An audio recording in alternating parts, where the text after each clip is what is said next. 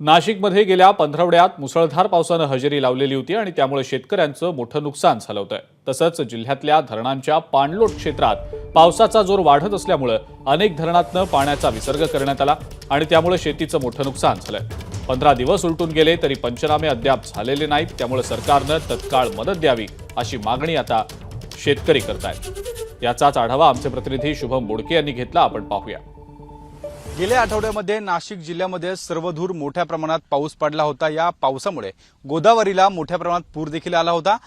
गंगापूर धरणातून पाण्याचा विसर्ग झाल्यानंतर गोदापात्र हे दुथडी भरून वाहत होतं आणि त्यानंतर नाशिक शहरापासून जे खालच्या परिसरामधून जी गोदावरी वाहत जाते त्या ठिकाणी असलेल्या सायखेडा, चांदोरी, करंजगाव या गावांमध्ये मोठ्या प्रमाणात पुराच्या पाण्यामुळे शेतकऱ्यांचं नुकसान झालं होतं। मोठ्या प्रमाणात या शेतकऱ्यांचं नुकसान झालं आणि या शेती पिकांचं देखील नुकसान झालं। आपण जर बघू शकतो या ठिकाणी या शेतामध्ये असलेली सोयाबीन संपूर्णतः आता खराब झाली आहे। पुराच्या पाण्यामुळे या शेतीला मोठ्या प्रमाणात फटका बसलाय। शेतकऱ्यांचं देखील आता सध्या कोणतीही जी शासकीय मदत आहे ती अद्याप पोहोचली नाहीये। किती नुकसान झालंय, कोणकोणते पिकं आपण केली होती?